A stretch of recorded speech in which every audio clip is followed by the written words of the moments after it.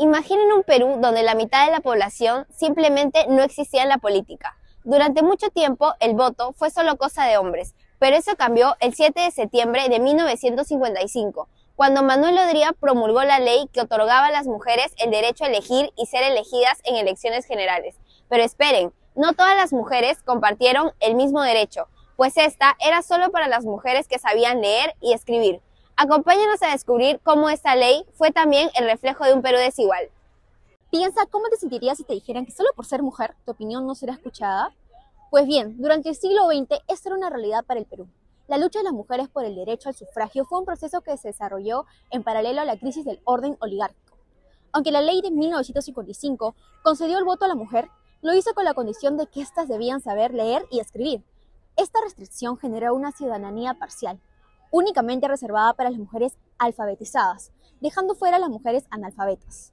Este contexto de un derecho limitado es fundamental para entender cómo el acceso a la educación se convirtió en el principal filtro para la participación política de las mujeres en el Perú de la época. ¿Qué significó el voto femenino en 1956? En 1956, las urnas del Perú vivieron algo nunca antes visto. Las mujeres acudieron por primera vez a votar. Esto no solo significó una cifra más en el padrón, fue el ingreso de miles de peruanas a un espacio del que habían permanecido excluidas por mucho tiempo. Pero este triunfo tuvo limitaciones. Tal como indica Muñoz, no todas pudieron hacerlo. El derecho estaba restringido a quienes eran analfabetas. Eso significaba que mientras algunas mujeres gozaban del derecho de ser escuchadas, muchas quedaban todavía fuera de su mayoría por la falta de acceso a la educación. Aún así, aquel 1956 fue un año que marcó un antes y un después para las mujeres. Si bien la política ya integraba la opinión de las mujeres, esta aún tenía restricciones. Entonces, podemos decir que este derecho aún no era una realidad plena. El inicio de una nueva ciudadanía suena esperanzador, ¿verdad? Según Paulsen, la incorporación del voto femenino en 1956 fue un motivo de celebración en la historia republicana, pero sus restricciones generaron consecuencias tanto sociales como políticas.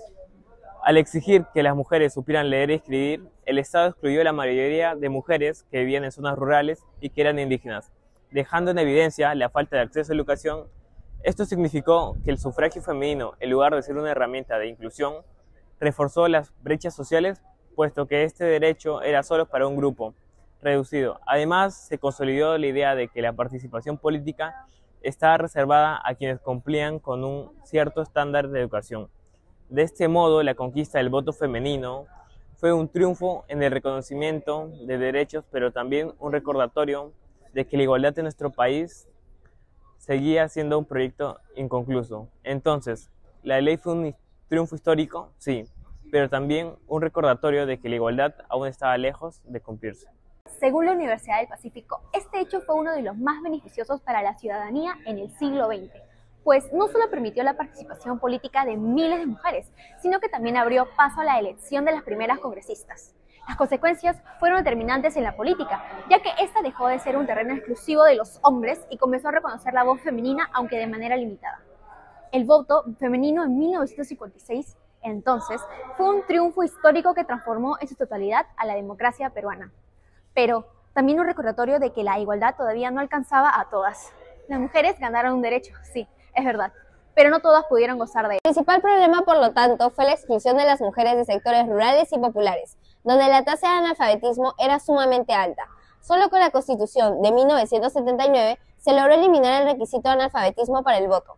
Para ilustrar cómo la ciudadanía recién adquirida se concentró en mujeres letradas y con cierta trayectoria pública, tenemos un ejemplo de fuente primaria: el registro de las primeras mujeres parlamentarias. En la web del Congreso de la República se muestra la lista de las 9 mujeres electas en 1956, una senadora llamada Irene Silva de Santolaya y 8 diputadas, como por ejemplo una llamada Matilde Pérez Palacio Carranza. Todas poseían una formación educativa y antecedentes de participación en el espacio público.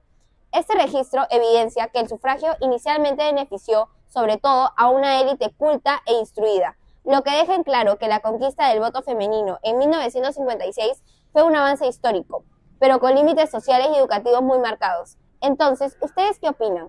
¿Se rompieron las cadenas de la exclusión o simplemente se corrieron un poco más los límites?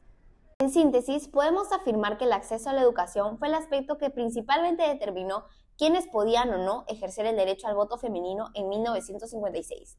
Aunque la ley reconoció un derecho que fue negado por mucho tiempo, lo hizo de manera limitada, generando así una ciudadanía excluyente. Asimismo, las fuentes analizadas muestran que el sufragio femenino fue un triunfo histórico, porque permitió que las mujeres ingresaran a la política, incluso llegando al Congreso. Sin embargo, también evidenció que la participación estaba reservada para una élite educada, dejando fuera a las mujeres analfabetas. Si pensamos cómo se evidencian estas desigualdades en el presente, podemos ver que el tema de la exclusión aún sigue vigente, aunque bajo otras formas. Hoy, las mujeres ya no enfrentan restricciones legales para votar, pero perduran las brechas en el acceso a la educación, en la representación política y en la igualdad de oportunidades. En ese sentido, la historia del voto femenino en 1956 no solo nos recuerda un avance, sino también un reto que hasta el día de hoy seguimos enfrentando como sociedad: construir una democracia verdaderamente inclusiva. Bueno, eso ha sido todo. Muchas gracias por acompañarnos.